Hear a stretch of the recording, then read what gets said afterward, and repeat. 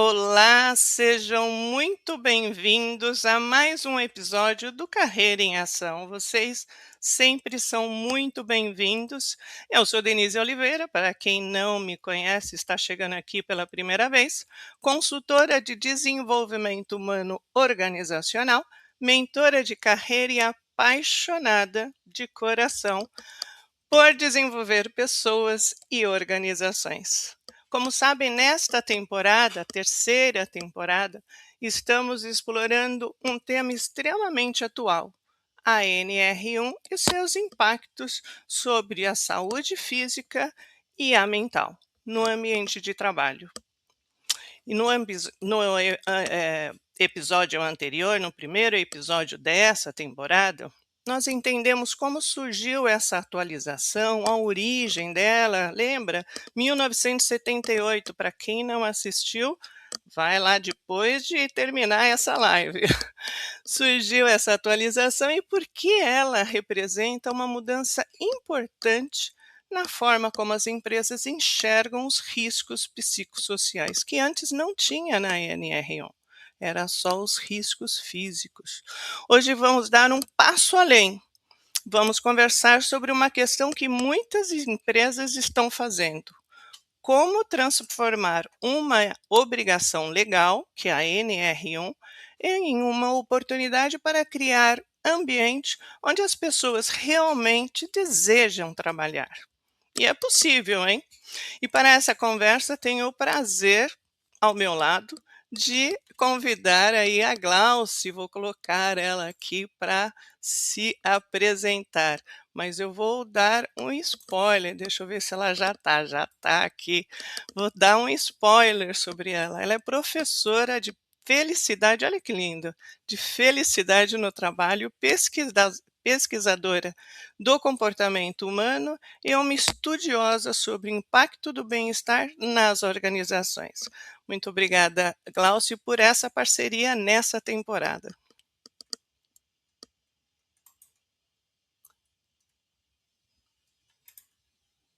A Glauci já congelou. Mas vamos seguindo, daqui a pouco ela descongela e se apresenta. Temos também o prazer de estar com uma pessoa super especial. E essa pessoa é Ângela Pelizero. Ela só vou também dar um spoiler, ela era professora da PUC do Paraná. O resto ela vai contar com com todo o esplendor que ela é, mas ela é especial. Obrigada, Ângela, por ter aceitado esse convite. Oi, Denise, boa noite. O prazer é todo meu. Muito bom estar aqui a convite de vocês para falar de um assunto que é muito caro para mim, que nós trabalhamos aqui, né? Então, como você já iniciou, sou professora universitária há quase 30 anos, gente. Fui fazer as contas esses dias. Quase 30 anos. Parece que foi ontem, né? Parece que foi ontem que eu passei no vestibular. E hoje, né, eu também sou, né, da área da felicidade, do bem-estar, da ciência da felicidade e do bem-estar. Tenho alguns MBAs nessa área em psicologia positiva, ciência do bem-estar e da autorrealização, também em bem-estar, saúde mental e bem-estar no trabalho, que é o nosso grande foco. Hoje eu trabalho à frente, né? Sou idealizadora, fundadora e diretora, tudo com Ora, do SEBEC, Centro Educacional de Bem-Estar Corporativo, em que nós formamos pessoas que querem levar o bem-estar para as empresas, consultores externos, heads internos que querem levar bem-estar para o ambiente do trabalho, que é um lugar que a gente fica tanto tempo, né? E que nós temos o direito de ter saúde integral. Super, muito bem apresentada. Agora a Glauci está descongelada. Seja bem-vinda, Glauci, por essa parceria. Uma alegria estar aqui nesse papo bom que a gente vai ter.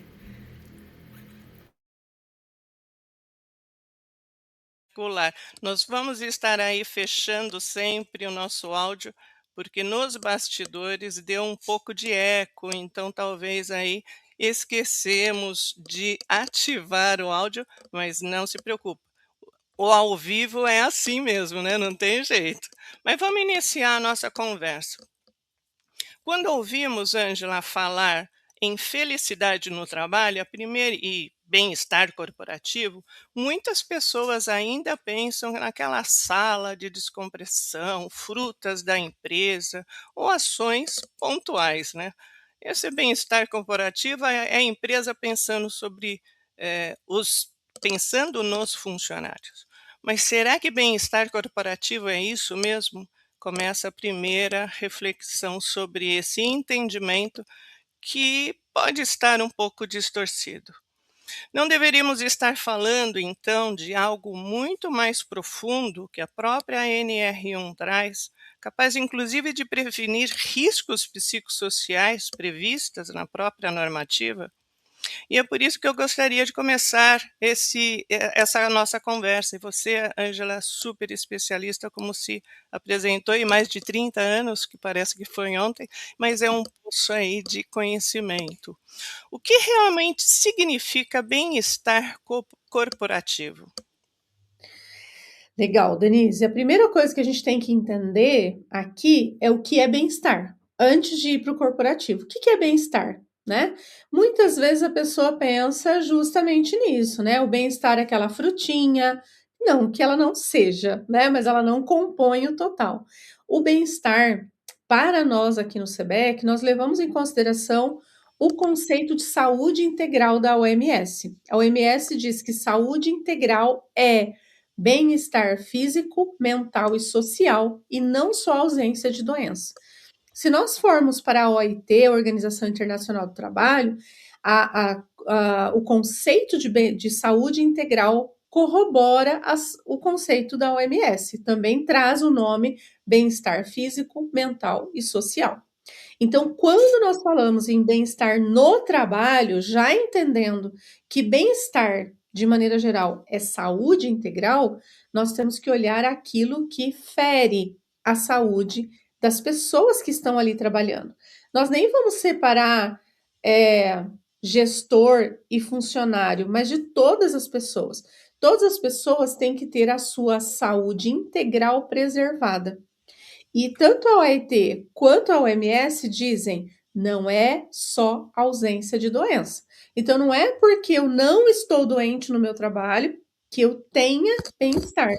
Então, nós levamos em consideração o bem-estar por dois caminhos. Primeiro, letramento. As pessoas precisam entender o que é que faz de uma cultura organizacional detratora ou promotora de bem-estar. Então, nos vários aspectos. E segundo, vivência. Eu geralmente sou um pouco contra aquelas palestras janeiro branco, setembro amarelo, abril verde, de maneira estanque. Porque você vai para uma palestra do setembro amarelo, estamos próximo de setembro, e aí voltamos para o ambiente de trabalho que é tóxico, que é detrator de bem-estar.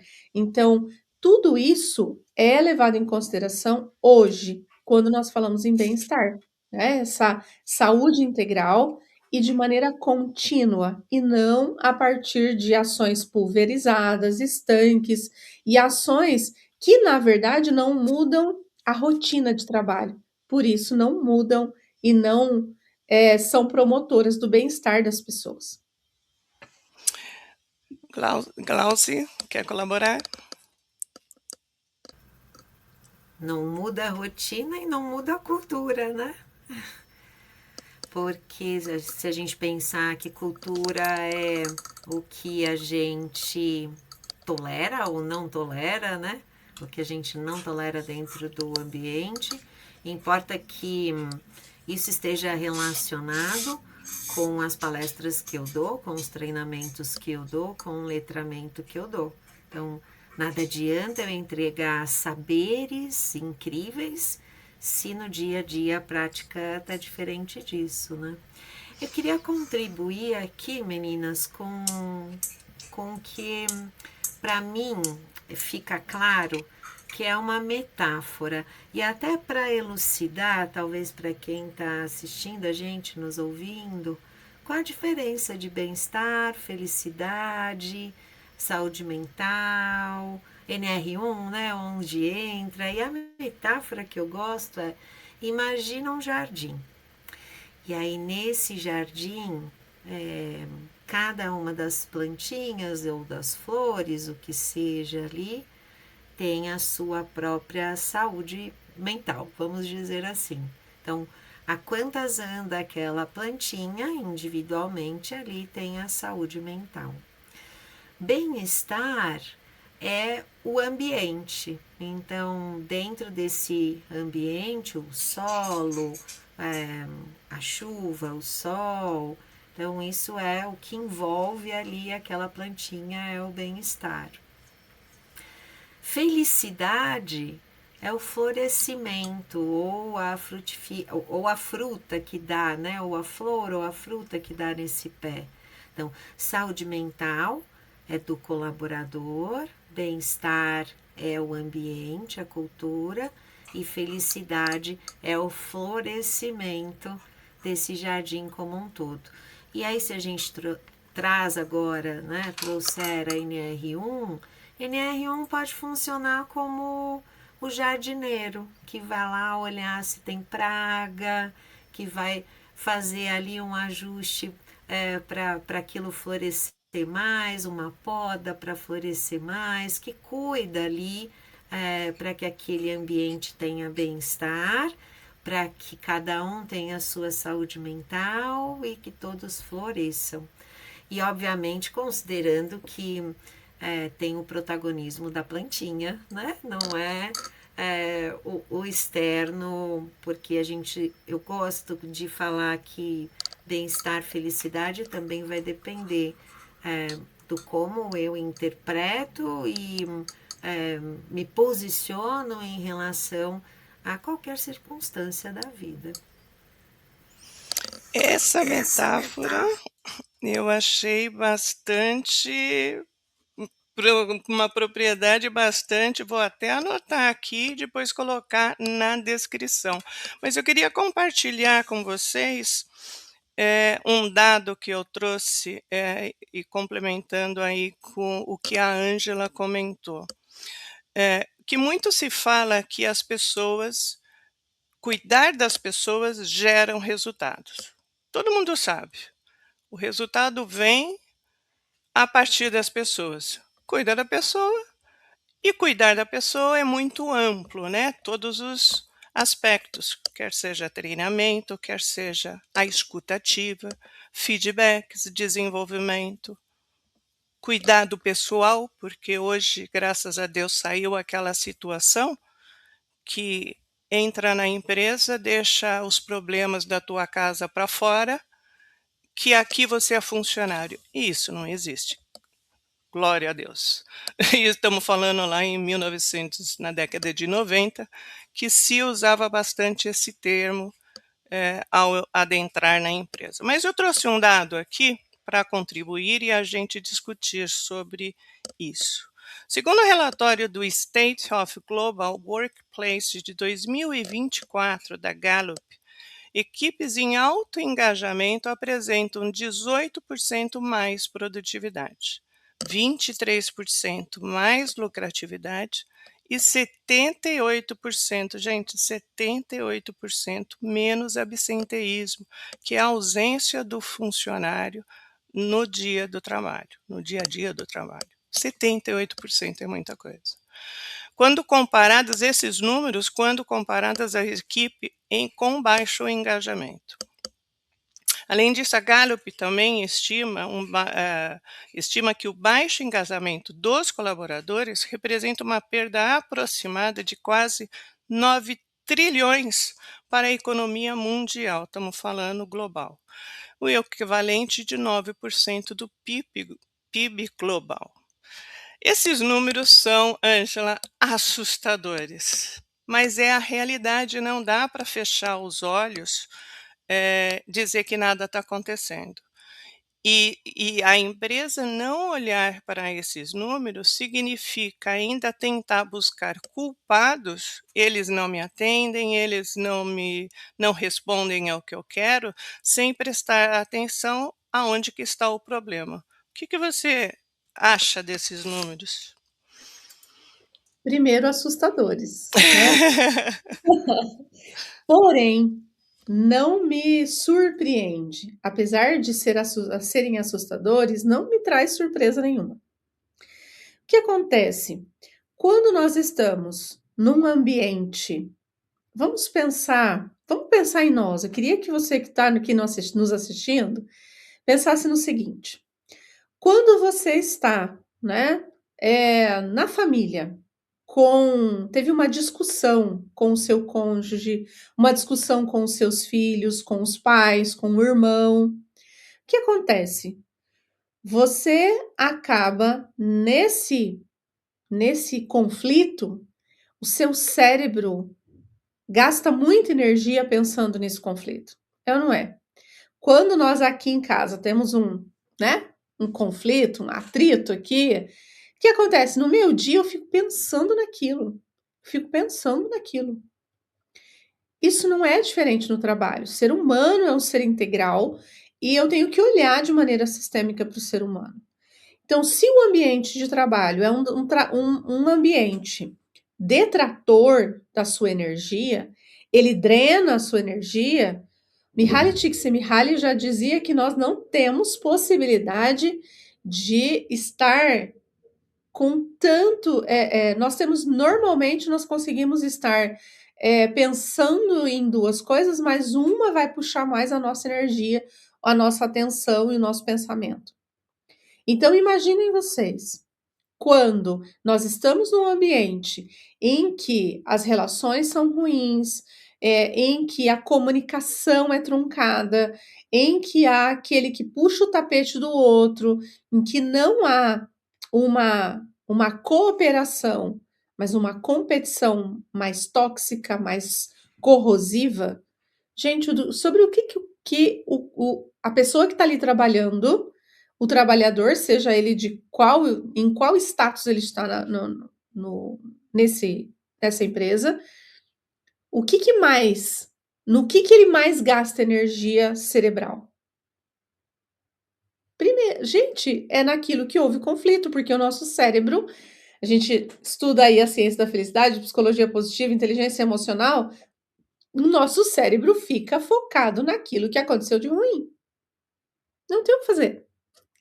E aí, eu tô aqui, né, com o meu cérebro, uma parte dele tá aqui no meu trabalho, mas lá aqueles 60, 70% do meu cérebro tá lembrando daquela discussão que eu tive com o meu colega de mesa. Aquela bronca que eu não tô dizendo que não é para ter, mas eu quero que a gente entenda que ter uma discussão com o colega, ter uma situação com o chefe, ter uma situação de conflito na equipe, uma ou outra, ok, isso vai acontecer, somos pessoas. Mas quando isso acontece todos os dias, o meu cérebro está sendo drenado todos os dias. Então, e aí, voltando para os números que você trouxe, como é que fica a minha produção se o meu cérebro está muito ocupado aqui naquela reatividade? Eu estou em estado de alerta o tempo todo. O que eu vou falar para ele? Eu estou lembrando da frase que a Glauce me disse que me ofendeu. Eu estou pensando que eu cruzei com a Denise no meio do corredor e ela nem me cumprimentou. Eu estou pensando que o João, para conseguir um lugar, ele passou por cima, né? Ele me prejudicou. Gente, claro, é óbvio que se as equipes estão engajadas, né? Viu Marshall, ele fala que engajamento é um nível ótimo de energia, de concentração. Então ele está mais concentrado, ele está mais dedicado, né? Ele fala 3: energia, concentração e dedicação. Ele está mais dedicado, sobra mais espaço no cérebro para ele trazer inovação. A Emily Monson fala que em equipes que não há segurança psicológica, ou seja, em que não há esse engajamento de maneira saudável, não há como ter inovação. Então, é um número assustador? Sim. Mas que me surpreende? Não. Não. Eu me lembro que eu venho falando disso há uns 10 anos, pelo menos. Glaucio deve também, né? Porque se nós investimos em pessoas, esse é um ponto fundamental, as pessoas trazem resultado. A Sandra, antes de passar a palavra para a Glaucia, a Sandra Amaraus. Pessoas são tudo o que temos de mais importante. É isso mesmo, Sandra. Concordo. Se você não cuida das pessoas, você não tem resultado em nenhum lugar, em nenhum âmbito, né, Ângela? Glaucia, quer complementar? Quero sim, fiquei agora motivada a fazer outra metáfora. Nas empresas a gente vê com muita fluidez fazer manutenção de máquinas, equipamentos e a calibração, né, dos instrumentos. E por que negligenciar pessoas, né? Se eu cuido das máquinas preventivamente para que elas funcionem bem, né? Por que não com as pessoas, né? E agora com mais ênfase as coisas que não sangram. Então é importante. Eu fiquei lembrando até hoje eu e a Denise estivemos juntas.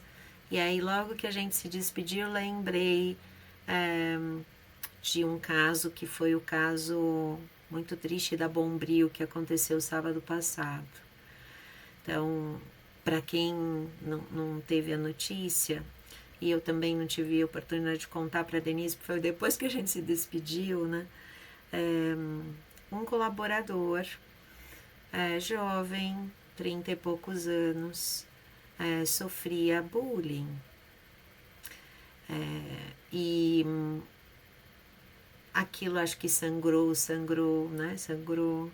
Claro que juntou com um monte de predisposições ou de dores ou de não afetos, né? Que ele acumulou durante a vida. E que às vezes só riscar o fósforo faz o incêndio todo.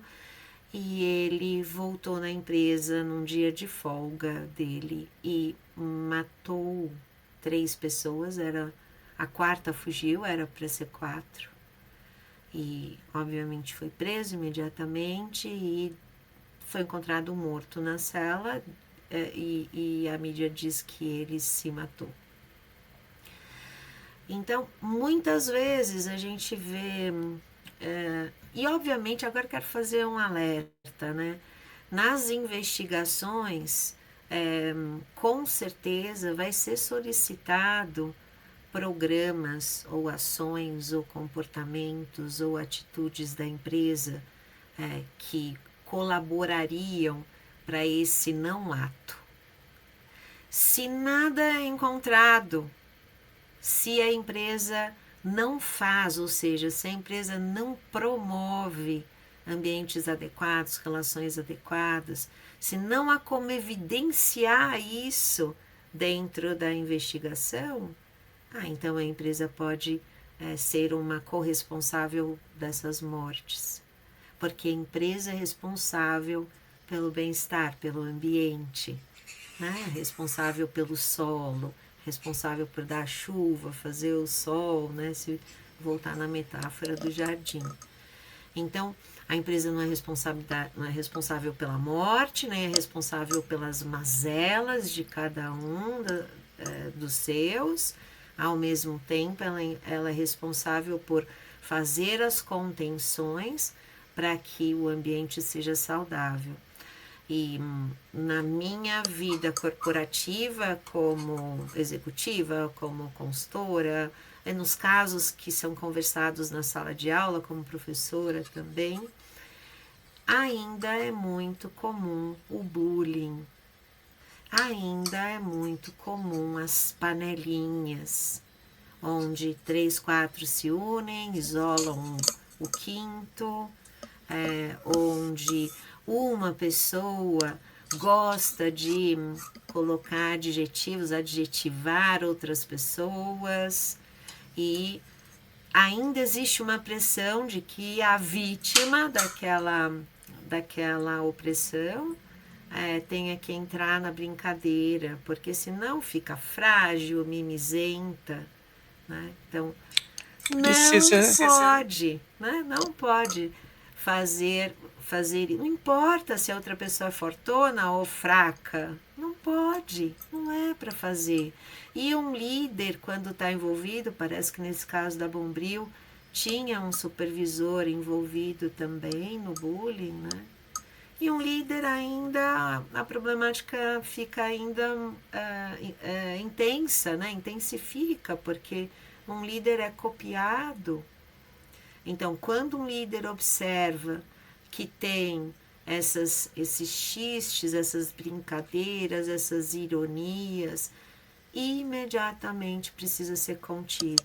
Não foi contido, advertência, suspensão e até mesmo uma demissão. E se for caracterizado como discriminação, quando envolve, por exemplo, raça, gênero, então é caso de polícia também. Se a cultura permite, então pode acontecer uma tragédia como essa que a gente viu no noticiário. E daí você me dá deixa. Realmente, o microfone aberto dá eco. Daí você me dá a deixa para trazer que a NR1 exige que os riscos psicossociais sejam identificados, avaliados e tratados. E eu vejo dois stakeholders aí, duas pontas muito importantes dentro da organização, que são os líderes, que a Glauci trouxe, que são as pessoas que estão diretamente com os funcionários, que precisam exercitar a escutativa e a percepção de identificar a linguagem corporal, perguntar como é que está o funcionário, muito mais qual é o resultado ou se ele já entregou o projeto. E existe também a participação fundamental, desde que valorizada pela empresa, que é o RH. O RH,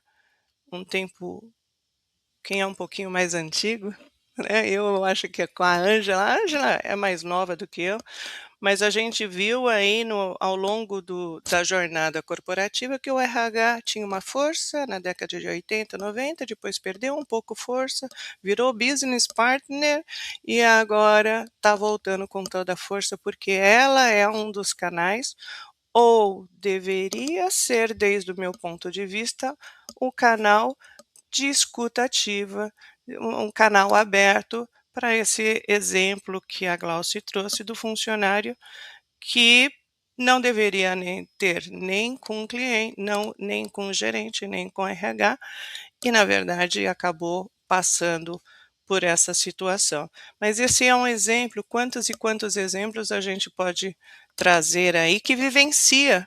Quem tiver, inclusive, acompanhando a gente, quiser trazer, seja muito bem-vindo. Agora, esses dois líderes, essas duas pontas, esses dois stakeholders, essas duas áreas, né, que o RH vem muito forte com a área e o líder que dentro da própria área, que ações vocês acham que podem vir, e aí eu chamo a Ângela para refletir com isso, e você trouxe muito sabiamente que ações pontuais, Ângela, são pontuais, né? Se elas não são sustentáveis, né? Então, como tornar ações sustentáveis que envolva tanto o recurso humano quanto o nível gerencial e outro que você considera ser importante? É muito, muito interessante isso, né? Entrando aí no assunto NR1, que é um assunto que está todo mundo falando, atualização, o que vai acontecer, né? Como é que nós podemos fazer? É um ponto fundamental entender que qualquer ação que é feita para gerar uma mudança, ela precisa envolver todos. Então, você falou da liderança e do RH, são pontos de referência, mas quando nós falamos em gerenciamento desses fatores, né, de riscos psicossociais, que é disso que nós estamos falando aqui, nós estamos falando do envolvimento de toda a empresa. Todos têm que ter consciência do que vai acontecer. Eu vou citar Glauci Ferracin, em uma palestra há um ano atrás. Quando as pessoas sabem por que nós estamos fazendo isso, as pessoas aderem. Senão, as pessoas não aderem. Então, não adianta dizer, olha, isso aí é serviço do RH. Não é, né? Então, é preciso que toda empresa tenha consciência, primeiro, que a documentação que se faz para a NR1 não pode ser uma documentação de gaveta. Não pode. Não pode ser uma documentação que seja só, né, para cumprir a legislação. O que se espera com essa regulamentação que tem força de lei é que as empresas comecem, mesmo como nós fizemos com o cinto de segurança, lembram, né? Que a gente colocava, ai, para que usar esse cinto? Coisa chata. Hoje a gente não consegue andar sem, não existe. O carro até não deixa, né, a gente andar sem. Mas, para que isso aconteça, isso tem que ser inserido na cultura da empresa. Percebam que ações pontuais não viram cultura. Elas não se aderem à cultura. Para fazer mudança de cultura, precisa olhar mesmo o que é que está acontecendo aqui nesse ambiente, e aí eu vou fazer uma provocação, né? Eu falo sempre disso, programas que sejam sistêmicos, desde o gestor até o chão de fábrica, o pessoal da limpeza, os terceirizados, enfim, precisam fazer dessas ações algo que seja inserido até se tornar uma coisa só com a cultura da empresa. Porque senão, gente, vou falar uma coisa. Vai ser para inglês ver. Vai ser documento de gaveta.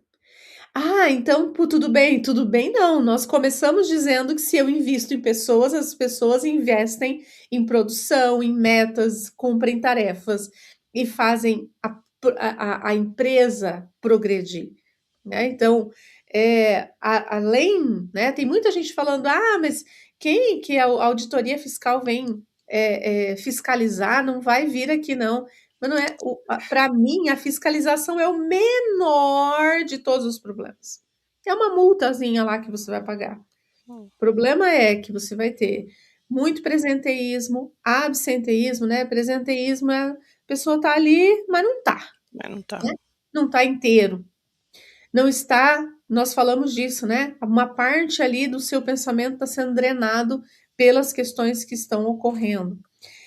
Então, presenteísmo, absenteísmo, passivos trabalhistas, gente, maior prejuízo que está se tendo nessas situações de fatores de riscos psicossociais são os passivos trabalhistas.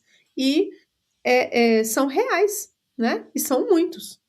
Então, pensando nessas duas pessoas que você citou, mas não deixando de lado todo o restante, porque todos têm corresponsabilidade. E aí eu puxo a atenção, porque alguns empresários falam comigo, então a NR1 veio para trazer mais prejuízo para a empresa, para gerar mais multa para a empresa. Não, a NR1 veio com uma necessidade de corresponsabilidade. A gente fala sempre, né, usando aí a analogia da Glauci, a plantinha tem também a sua responsabilidade, né? Tem a responsabilidade daquele que coloca a água, o adubo, o sol, etc, etc, mas a planta tem a sua responsabilidade. Então, todos são responsáveis. Não é função exclusiva da empresa, não é função exclusiva do funcionário. É uma corresponsabilidade. Eu não acredito, Denise, Glauci e todos que estão nos assistindo, que alguém aqui diga, eu quero trabalhar naquela empresa porque é uma empresa com péssima reputação. porque tem muito conflito, porque eu adoro trabalhar no meio dessa coisa doida. Sim, Não acredito, nós é queremos difícil. paz, né? Nós queremos produzir, nós queremos fazer aquilo que o trabalho, né? Qual a função do trabalho na nossa vida, que é aprendizagem e colaboração. Aí são essas duas funções. E eu não consigo nem aprender e nem contribuir se eu estou num ambiente que drena a minha energia, né? Então, a responsabilidade é de todos. A RS Consultoria Ruteana, o ambiente corporativo precisa ter um olhar como um todo, ela concorda com você, com certeza é isso mesmo. Também comenta: devemos compreender que não temos domínio e comportamento do outro, mas da forma que nos posicionamos. E aproveitando aí a abertura, a Sandra Amaraus, o problema é que em grande parte das organizações o que deveria ser o RH não passa de um setor que cuida da folha de pagamento e de outras demandas do departamento pessoal. Espero, Sandra, que essa fala e essa visão que se tinha era aí na década de 90, no início de 2000. Isso vai mudar. Se já não está mudando, eu acho que está mudando muito a passos de tartaruga, mas a tendência é que o RH se fortaleça com essa nova fiscalização ou que essa nova norma. Eu diria assim, eu concordo com você, Ângela, que não precisa pensar na multinha que vem chegar, mas sim na conscientização da importância que ela vem para dentro das empresas. E Eu tem gosto também. de usar até, Fala. Denise, eu gosto até de usar, eu nem uso a obrigação. A empresa agora tem obrigação. Não, obrigação sempre Uhum. teve. Eu uso muito a palavra responsabilidade, né? Qual é a Responsável. responsabilidade? Qual é a minha responsabilidade nesse todo esse ínterim, né? Glaucia, Você quer quer compartilhar? compartilhar? Eu não sei, hoje eu acordei com as metáforas. Que me veio outra agora. É, ok pagar a multa. O problema é perder a carteira, né? E, a, e aí, reputação, quando cai, acabou, né? E quem percebe primeiro é quem tá na operação. Outro dia me veio uma cena, outro dia, num dos meus trabalhos, eu era tarde, não tinha ninguém na empresa e eu fui fazer um atendimento no postinho, como brigadista que sou, fui lá fazer o atendimento. E era um atendimento psicológico, porque a pessoa estava numa crise de ansiedade. Então fiquei ali, conversei, distraí, claro, fiz todo o protocolo, né, de ver a pressão, a temperatura, e fiquei ali conversando e a coisa foi acalmando depois de um tempo. Falei, agora eu vou te acompanhar até a sua mesa, né, até a sua sala. E aí quando a gente estava voltando, encontramos o líder da pessoa. E aí o líder fez: olá, tudo bem? Bom dia, boa noite, sei lá que horas eram, né? E aí eu cumprimentei, a pessoa cumprimentou. Quando o líder passa e ganha uma distância, a pessoa diz: só porque eu tô do seu lado, ele me cumprimentou.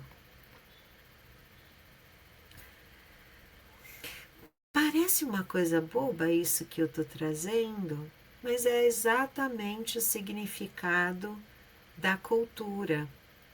Então, nessa cena a gente vê que a cultura sempre existe, ok? Pode ser que não seja a cultura ideal, mas cultura sempre existe. Nesse exemplo a gente vê um montão de coisas aqui que comprovam inconsistência, incoerência, e que vão levar para um ambiente falta de segurança, falta de admiração, baixa reputação. E comunica o que para aquele colaborador? Vou fazer de qualquer jeito, né? Meu líder não é inteiro, meu líder não é verdadeiro,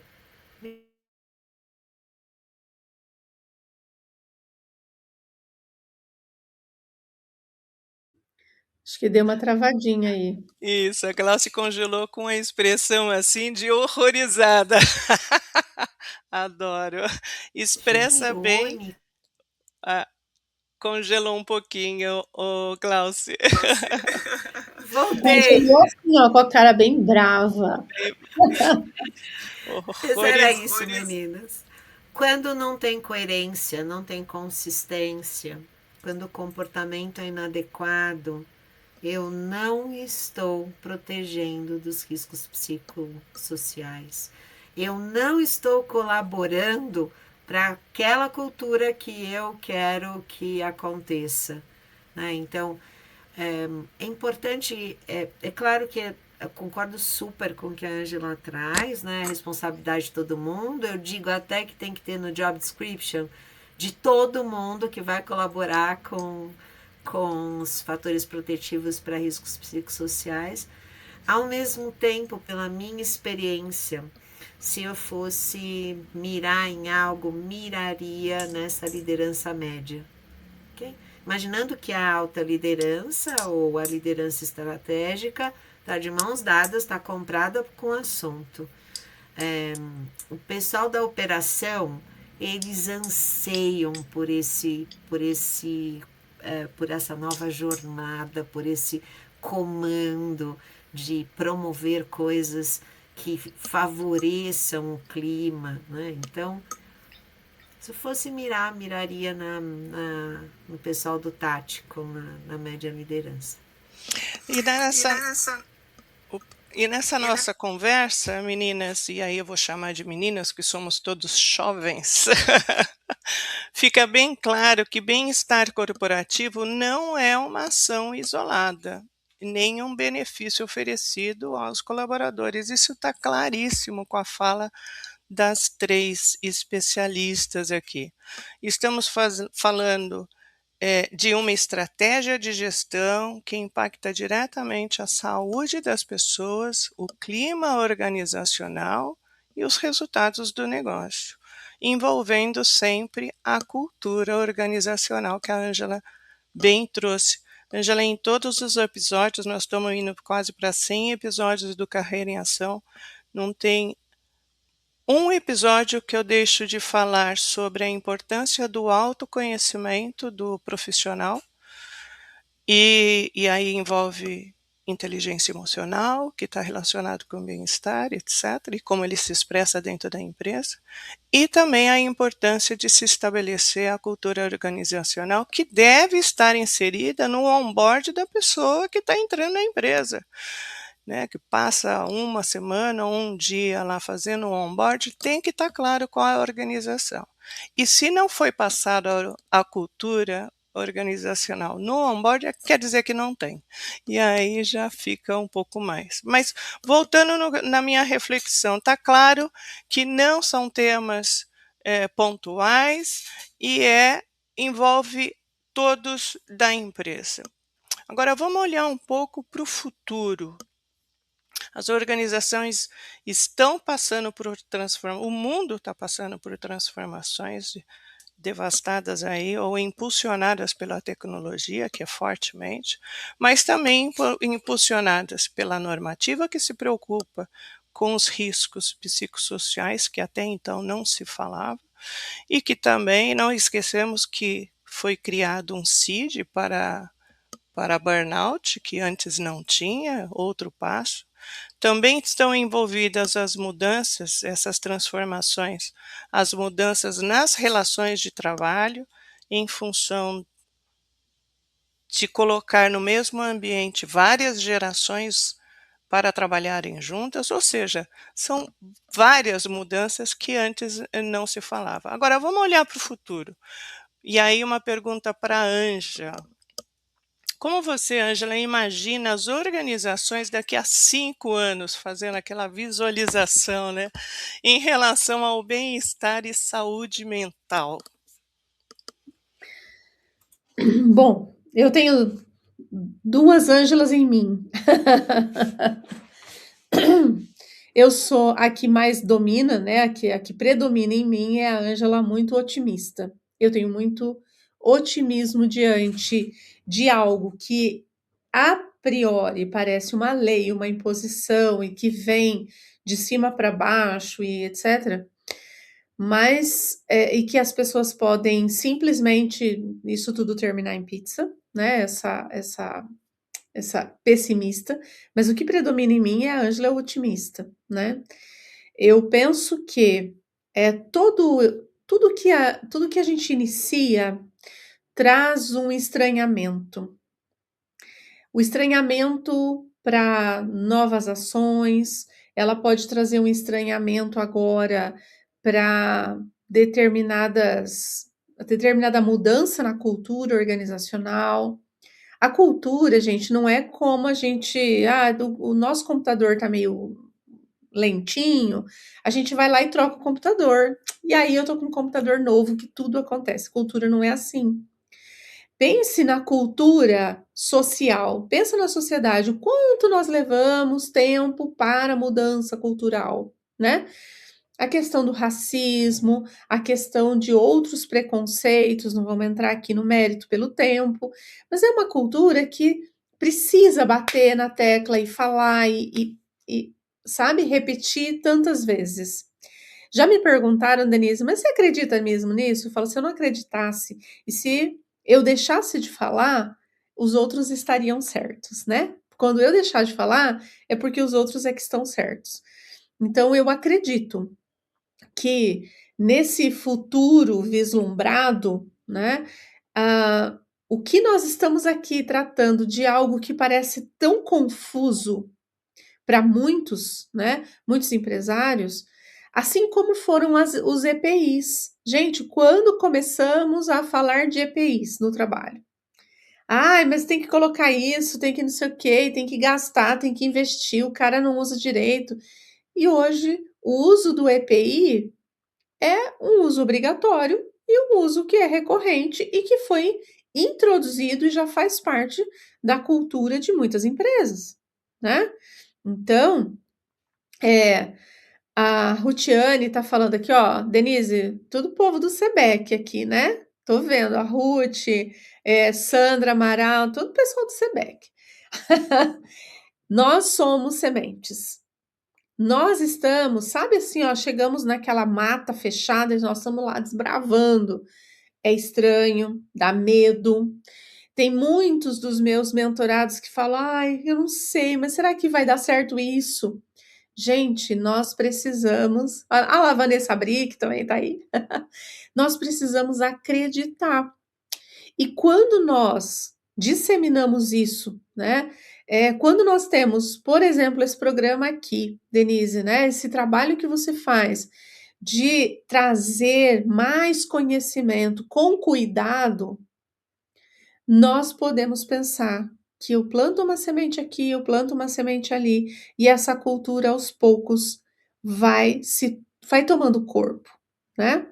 Então nós temos que primeiro, no presente, ter paciência, fazer um trabalho sério. Tem muitos trabalhos não tão sérios assim, eu não estou aqui para criticar o trabalho de ninguém, mas eu creio que as empresas que olharem hoje com seriedade, com responsabilidade sobre essa norma, não como uma norma de impositiva apenas, mas como algo que eu posso utilizar como oportunidade para melhorar o ambiente, melhorar a nossa cultura, melhorar os relacionamentos, a comunicação, são empresas que estarão no topo daqui 5 anos. Eu vejo exatamente isso. Haverá empresas, assim como existem agora, que ainda estão fazendo só para cumprir a lei. Mas aquelas que olham e dizem: "Eu vou apostar nisso", daqui 5 anos, vão ter esse resultado, esse florescimento aí que a Ruth colocou. Uma Então isso vantagem vai depender, né, uma vantagem competitiva, uma né, no vantagem mercado. competitiva, Eu com certeza. acredito também, super compartilho. E agora aí eu já passo pra Glauce.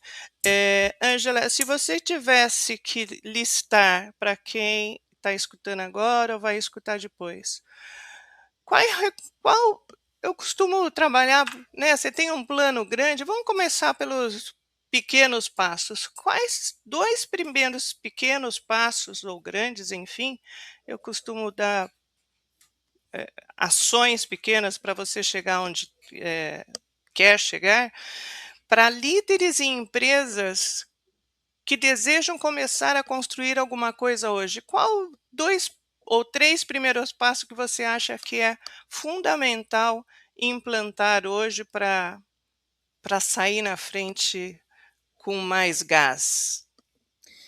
Eu acredito muito, Denise, no autoconhecimento. Eu acho que quase seguindo ali a ordem do Daniel Goleman, né, os líderes precisam se conhecer. Eles precisam olhar para si além do cargo, além da função, além do setor que ele trabalha. Então eu acredito muito no autoconhecimento. Então eu investiria em conhecimento, autoconhecimento. E quando eu desenvolvo o autoconhecimento, eu ganho uma potência de também começar a compreender o outro. Eu tenho esse olhar para o outro, né? E o segundo, estou falando assim, ó, a gente já está falando, né, que nós vamos investir na liderança. Isso aí você já falou, né? Porque a liderança é a espinha dorsal. Então, eu não vou colocar a liderança aqui na segunda prática, porque eu já acredito que a liderança seja, né, a base do foco aí. E eu investiria em comunicação, autoconhecimento e comunicação. Tem várias coisas, né? Mas o Tal Ben-Shahar fala da mínima intervenção viável. Como é que nós vamos colocar tantas coisas, etc. Invista autoconhecimento e comunicação. Muitas coisas, né? A Forbes diz que todo problema é de comunicação. A Forbes é muito categórica em dizer todo problema é de comunicação, né? Saiu uma matéria na Forbes há uns anos atrás. E essa matéria ainda está viva, né? Ainda todo problema de comunicação. Só que a comunicação pode ser dirimida, pode ser ajustada a partir do autoconhecimento. Eu não faria o contrário. Eu não começaria pela comunicação e depois ir para o autoconhecimento. Então, e você me pediu só 2, né? E você me pediu só 2, mas assim. Mas você pode dar mais uma, você tem mérito. Inteligência emocional. Ah, total. Concordo com tudo. Assina Então, embaixo. está acontecendo agora, né? O Rio Innovation Week. O ano passado, o Daniel Goleman veio e ele disse: o que vai diferenciar as empresas, as pessoas, não é a inteligência artificial, é a inteligência emocional. Emocional. Sim. Né? Pronto, Total. falei. Pronto. Que bom que você me deu mais uma. Até para usar a inteligência artificial, eu preciso da inteligência emocional. Glaucio, o que você pode contribuir em relação aos 2, 3 pontos? Fiquei aqui pensando que a gente fala muito de alta performance, né? Mas se eu não tiver auto performance, não tem alta performance. Então, concordo com o que a Ângela traz. A gente é muito alinhada, né? As 3 aqui. E olha, nem combinamos, hein? E estou muito feliz de participar da coletânea da NR1. Acho que a gente pode falar dessa coletânea, porque o recadinho que eu queria dar é: você pode andar sem o cinto de segurança? Pode. Você pode pagar todas as multas? Pode. Pode perder a carteira e comprar uma carteira no mercado paralelo? Pode. Né? Mas sua vida vai ficar em risco. Né? Então, e não só porque você é bom ou ruim motorista, porque você está inserido num contexto que pode trazer um perigo, e um perigo que às vezes não está ligado do outro que bateu em você ser bom ou mal. Pode acontecer um imprevisto. Né? Então, você pode tudo, né? Como a gente diz na programação neurolinguística, você vai escolher o que você quer. Assim vai ser com o NR1. NR1 é gestão de risco. Bem-estar e felicidade é gestão de potenciais. Então, são coisas diferentes. E aí, para você que nos ouve, tem muita gente boa. Se não quiser contratar a gente aqui, pode pedir para a gente, que a gente tem uma lista infinita de gente boa, nossos alunos, parceiros, amigos, que trabalham com isso e que podem oferecer o melhor para as empresas, independente do tamanho. Não importa o segmento, não importa o tamanho. E eu não posso deixar de lembrar que vem aí em setembro, outubro, a Vanessa pode colocar aí a data certa, mais para o final do ano, bem próximo, mais próximo do que a gente imagina, alguns volumes aí abordando temas preciosos num contexto da NR1. São 4 ou 5 volumes, mas eu vou deixar para a Ângela comentar com mais propriedade. Ai, estou esperando esse momento. Aliás, hoje nós trabalhamos o dia todo sobre isso. Nós estamos, né, a pedido da Editora Lisboa, estamos coordenando a coletânea sobre a NR1, né, do diagnóstico ao gerenciamento dos fatores de riscos psicossociais. Estamos ainda trabalhando aí no título da coletânea, fizemos várias reuniões hoje. Nós teremos 3 volumes, tá, Denise? Lançados na Bienal do Livro em São Paulo, dia 4 de setembro. Então, quem tiver aí, passa lá, né, no estande da Livraria Drummond, que nós estaremos lá. Então, hoje nós estamos com 4 volumes, estamos pensando, e já fica aqui o convite, porque é um projeto que nasceu aqui, né, para nós, de trazer cases de sucesso no volume 5, né? Ele não foi iniciado ainda, tá, gente? O volume 5 não iniciou ainda, mas a nossa proposta é trazer, gente, com os melhores. Eu quero que você pense aí nos melhores. Estão lá. Nós temos, né, os melhores. Então, nós temos autores do Brasil todo, numa coletânea que envolve um olhar sistêmico para a NR1, desde a legislação, as questões trabalhistas, as questões técnicas, né, de observação, de como utilizar as ferramentas, até passando por programas, né, de bem-estar, cultura organizacional, liderança. Glaucio está lá com um capítulo lindo, né? Estava olhando hoje o capítulo, e indo para o penúltimo volume, vai ser justamente essa última pergunta que você me fez, Denise, sobre o futuro das organizações. Então, NR1 ligada a SG, ODS, inteligência artificial, enfim, tem muitas coisas, questões de governança. Então, a coletânea está completíssima, tá? Linda, né? Material de muito conteúdo foi muito bem pensado para que a pessoa que tem essa coletânea toda, né? Espero que cheguemos aí no 5º volume, ela tenha. Opa! Deu uma pegada aqui. Voltou. Desde aquilo, travou? Denise? Tô aqui. Travou aí para vocês? Um pouquinho só, mas pode continuar. Eu queria que alguém escrevesse se estão me ouvindo. Estão ouvindo? Vocês duas travaram aqui para mim, então. Quem tiver a coletânea toda, fizer a aquisição da coletânea toda, vai ter desde da mais pura legislação até todo o gerenciamento de como isso efetivamente vai fazer.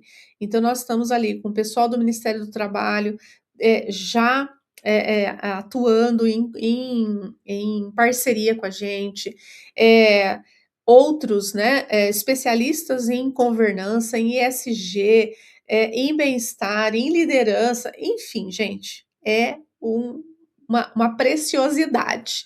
E tem um ou dois volumes que saem depois, porque a gente não conseguiu, não vamos conseguir estar com tudo pronto para a Bienal, mas Isso e é estejam lá. interess e é interessante que eles são volumes independentes, né, então se quiser adquirir o volume 1, porque se interessa mais, enfim, se Sim. aprofundar mais, o volume 2, mas o importante é que anotem, eu vou colocar na descrição do canal, dia 4 de setembro, 3 volumes sobre abordando vários temas aí, com vários capítulos, com pessoas maravilhosas que dominam, como você falou, bastante o tema. Gente, estamos a 1 hora, estamos a uma Que a Denise falou para nós, gente, de 30 a 40 minutos. É assim, o primeiro que o tema é muito bom, né, as 3 são apaixonadas por esse tema, e outras somos 3 mulheres que gostam de falar, então não ia dar diferente. Então as pessoas que quiserem assistir, assistem por partes, é que nem o volume dos livros que nós vai lançar aí pela E a gente só não tá falando uma por cima da outra porque combinou de fechar o mic. Exatamente. Gente, muito obrigado, Ângela, muito obrigada por sua participação, foi assim, nossa, super grata um poço de conhecimento, a sua contribuição não só para a gente que participou desse palco, mas dessa conversa diretamente, mas todas as pessoas que vão ter oportunidades aí de estar assistindo. Eh, eu acho que é isso que move hoje em dia a gente, né, enriquecer mais com trocas, com conhecimento e construindo algo melhor aí pela frente. Glaucio, não podia deixar de agradecer a parceira aí acompanhando essa terceira temporada. Muitíssimo obrigada às 2 maravilhosas. Obrigada, Denise. Foi uma alegria estar aqui, uma alegria falar sobre esse tema, né, que é muito importante para mim. E fico à disposição quando precisar, estamos aqui. Obrigada a todos que estão aqui também, né? Vários Ah, aí conhecidinhos que estavam lindas, aqui com a gente desde o início. lindas, Beijo, lindas. obrigada, obrigada, Denise, obrigada, Ângela. Bora, né? Até a próxima. Beleza. Gente, muito obrigada a todos que participaram nessa live e às pessoas que vão assistir posteriormente. A qualquer momento está aí disponível para vocês assistirem. Para quem não acompanha ainda o canal, vai lá, clica, se inscreve. É muito importante porque daí dá reconhecimento que o conhecimento está chegando para mais e mais pessoas. Ativem o sininho para receberem a notificação dos próximos episódios. E não deixem de agradecer, essa é a minha frase de finalização, não deixem de agradecer a sua vida. Até a próxima!